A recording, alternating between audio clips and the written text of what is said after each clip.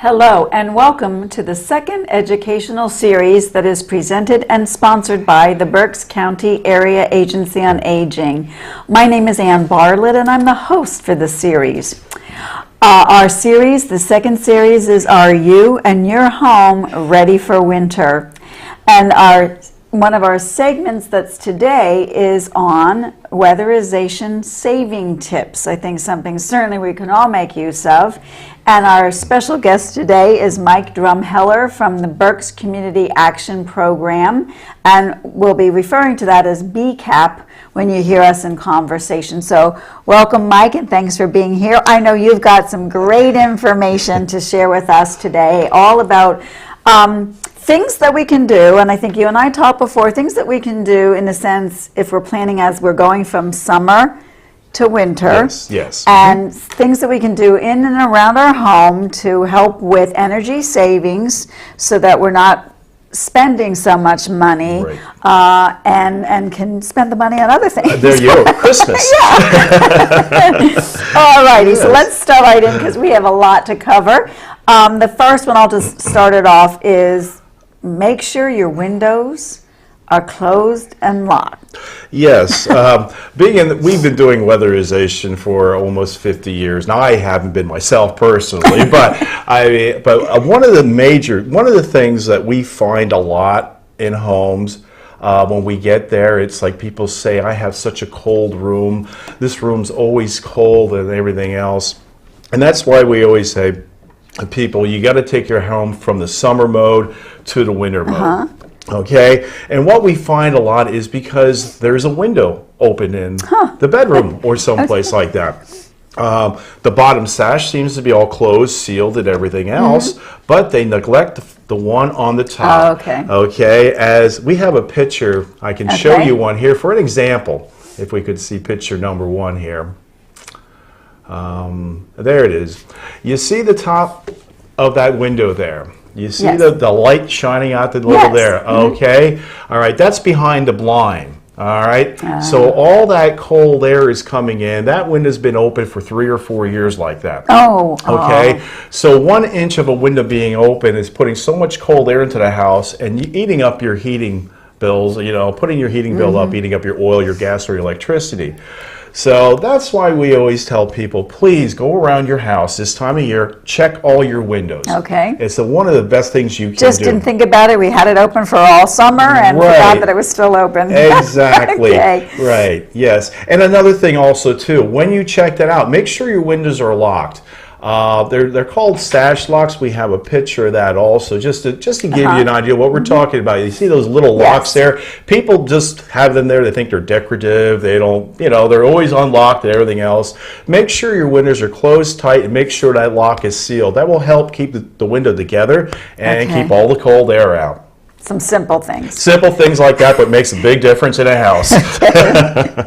All righty. And then I think when you were talking about, maybe this also will remind us as we switch from summer to winter, in closing those windows, I think the next one you were going to talk about was removing the air conditioners in the windows. Yes. So as we're doing that, right. Maybe that's making sure that at the same time we check those windows. Yes. That's a big air leak we find in homes. People have window air conditioners in. And I understand, especially if you're a senior or even a normal person cannot lift those air conditioners out, But if you have the capability of removing that air conditioner during the winter months, we suggest doing that.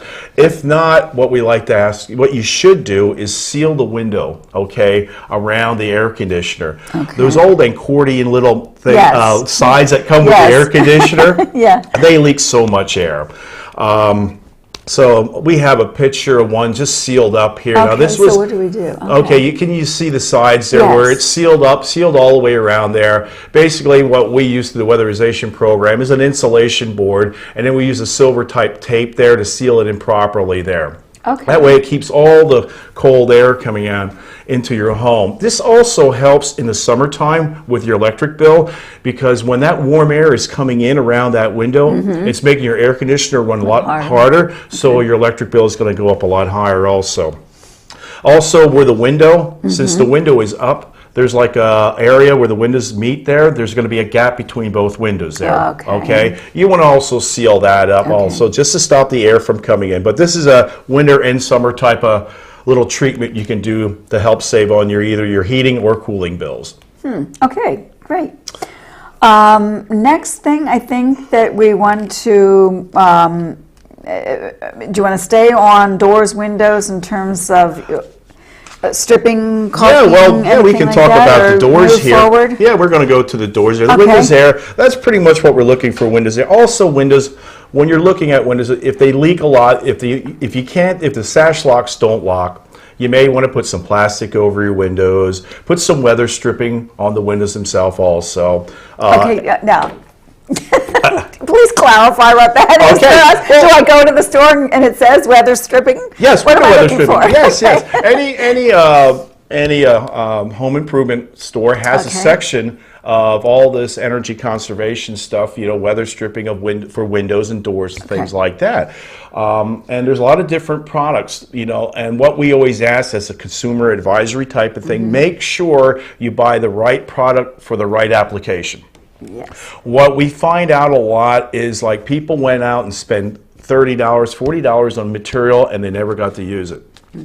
Okay, because it would not work for what the application was needed for. So therefore, that money could have went towards their heating bill or their cooling bill there. So make sure you read the label, read the instructions, and even ask somebody there, to make sure this product is what you're looking for to help seal up your window there. Also with doors, also with weather stripping doors, this is the time of year is to go around looking at your doors to see if you see any daylight coming in, or feel any cold air.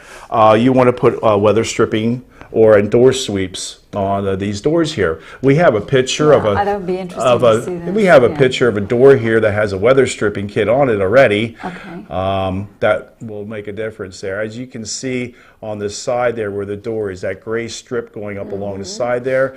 Now they make different kinds of weather stripping. This is one that's a permanent kind of weather stripping that we install through the Weatherization program.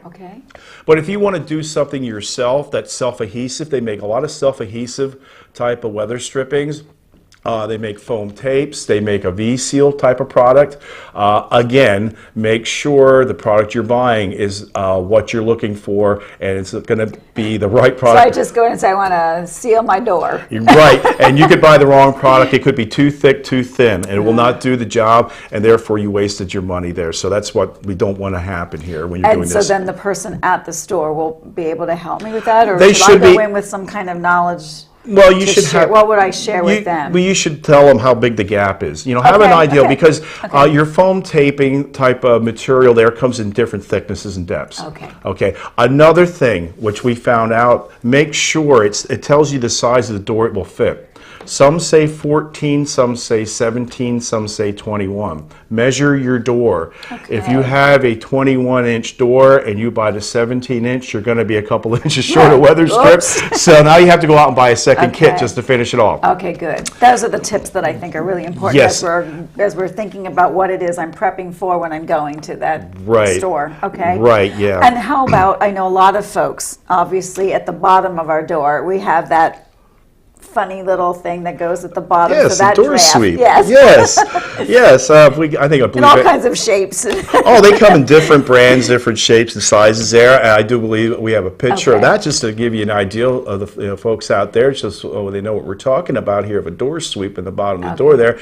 As you can see there, that's the typical type we install through the Weatherization program. That's a triple flange door sweep where it has 3 flanges on it, which makes it easy and applicable across different levels of floors, especially uneven doors and floors.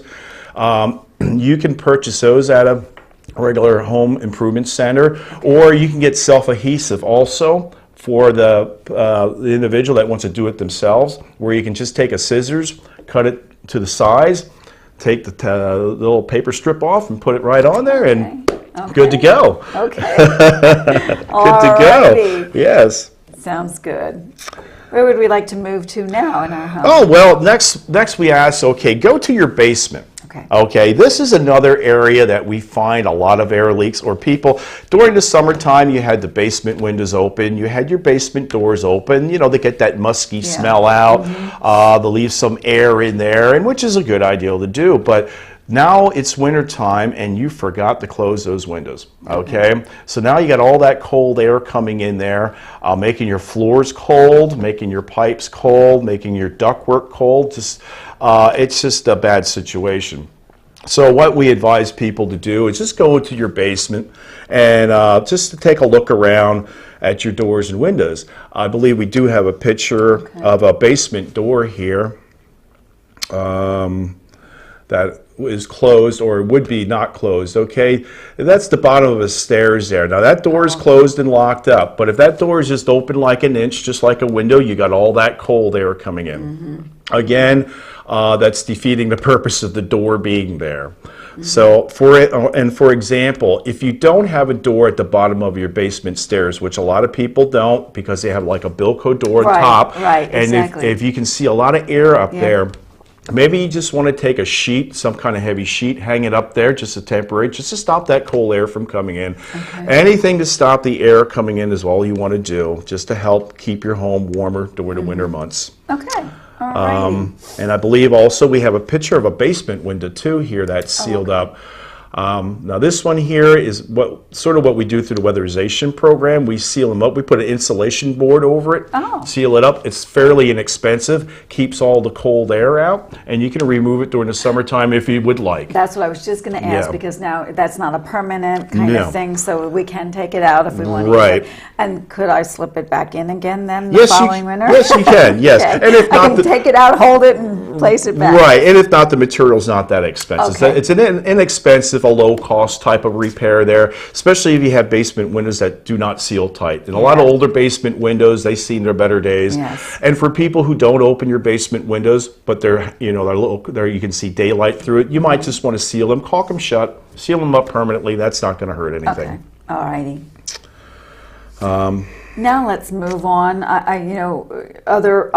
We've talked about some things we can do to windows and doors and whatnot to prevent leaks. What about some other things that we can do also in our home every day? Okay. Well, one of the things, especially this time of the year when it's winter time, open your shades. Okay, let that sunlight shine in, get that natural warmth. I mean, that is, you're getting that solar energy type of thing working for you, where that could help raise the temperature in your home up to 5 to 10 degrees per day. Oh. Depending how the sun shines into your home. Now, I know the typical row home of Reading, you get sunlight in the morning in the front and in the evening in the back there. But take advantage of that. That's free heat.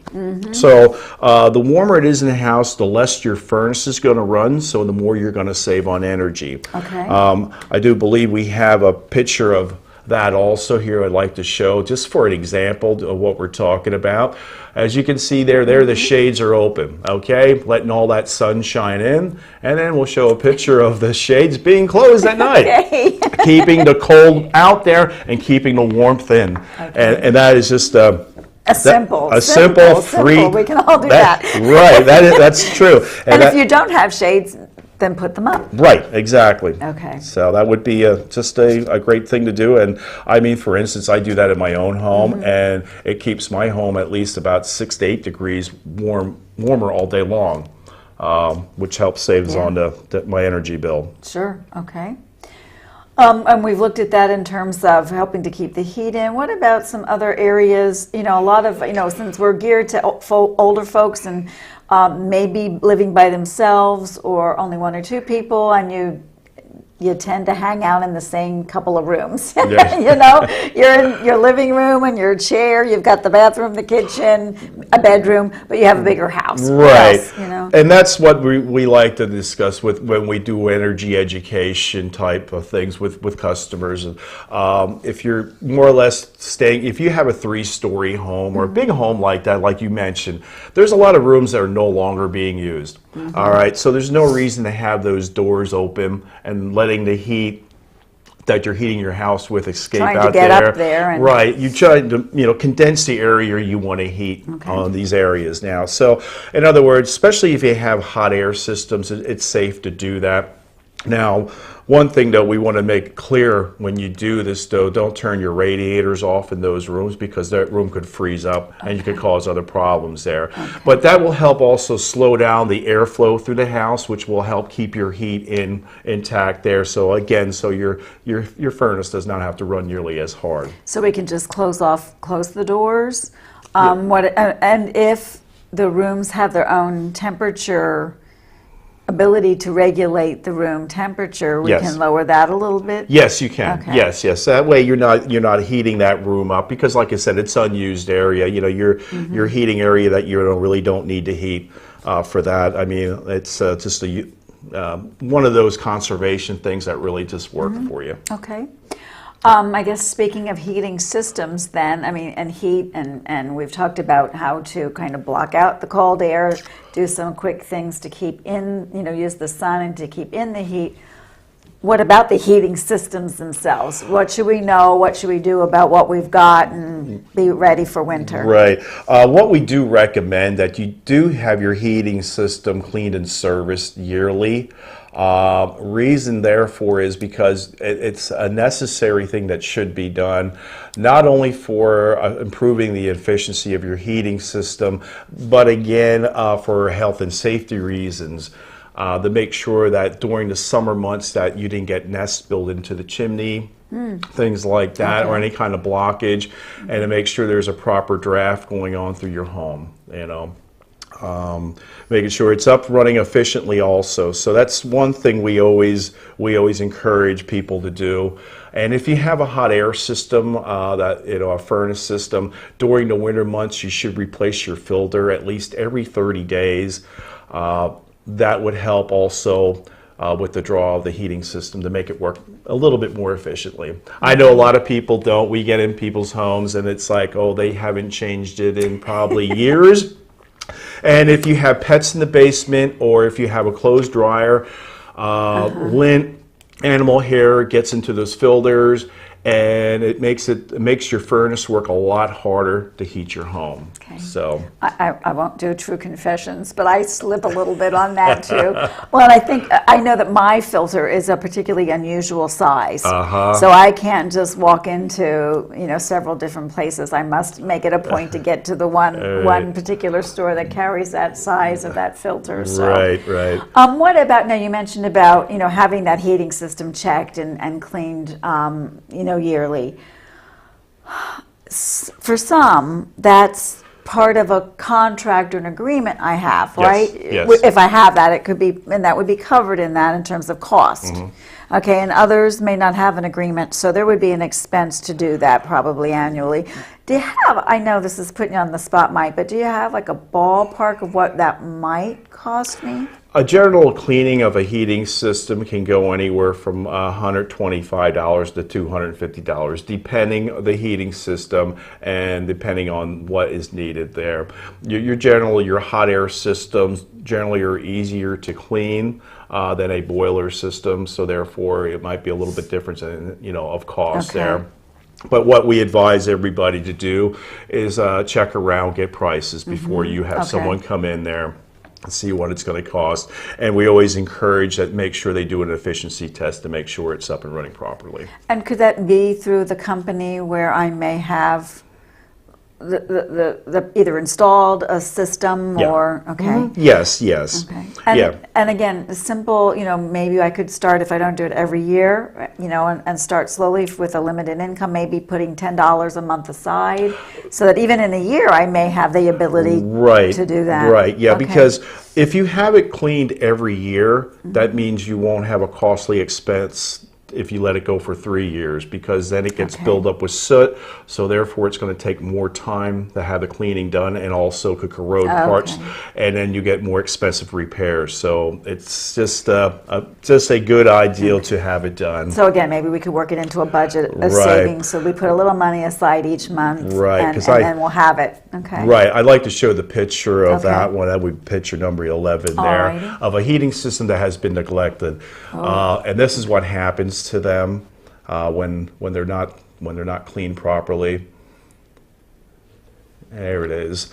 As you can see, that heating system has not been cleaned for several years. All right. Wow. And unfortunately, what happened here is now unrepairable. So we went from something that could have been simply maintained for a couple $100 every year to a $8,000 expense in a heartbeat. So that's why that's a hard chunk of change to come up with. Yes, it is. Yeah. So so it is a good idea to put money to aside to have your heating system, because it is the heart of your home. Yeah. So if you don't have heat, your home's going to shut down. So and then that's when we also have another show on all things that we do stupid habits that maybe we got into to help with that. So we don't want that. You had mentioned something also in the discussion earlier about the radiators and to not turn them off. But what about talking about radiators and other system vents and things like that? What we call the distribution system of your home, which would be your hot air vents and your radiators. Walk around your home. Make sure they're not covered or blocked.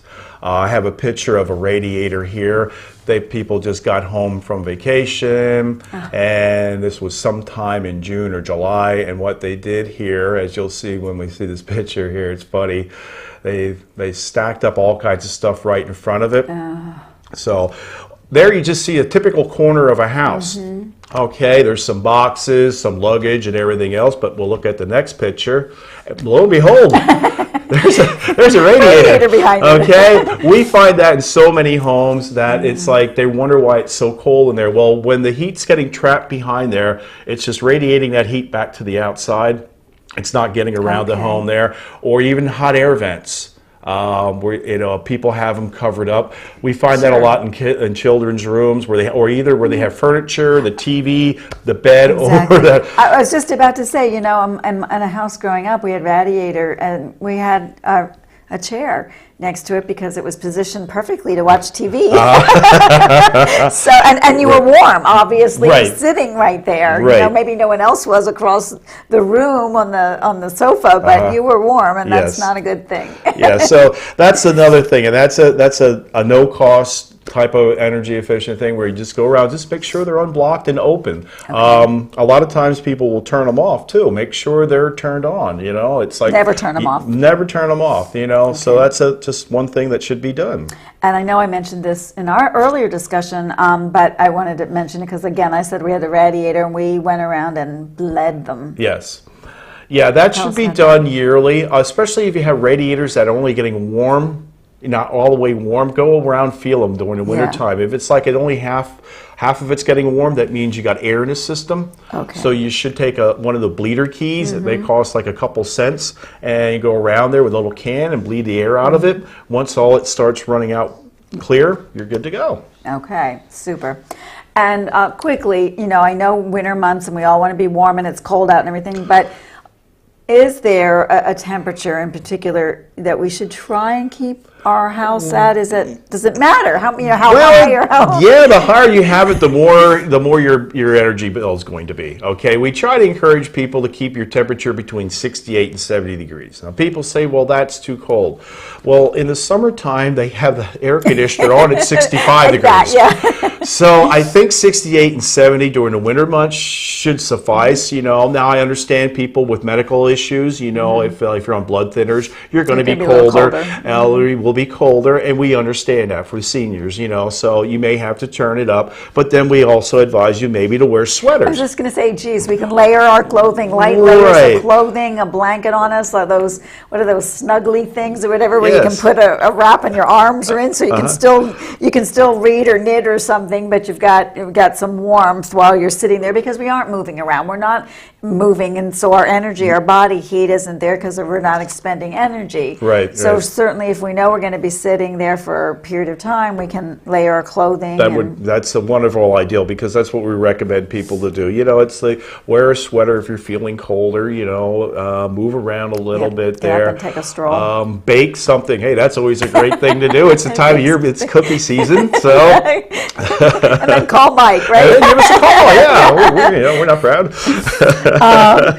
We have a few more minutes in the program. So what Where would we like to just make sure that we cover a few last items Okay. and our Well, tips for being winter ready? all right. Well, one thing is, as we mentioned, take a look around your house. Make sure that all your windows and doors are closed as a reminder, because that's your biggest air leaks there. Check your basements, as I mentioned before in the show here.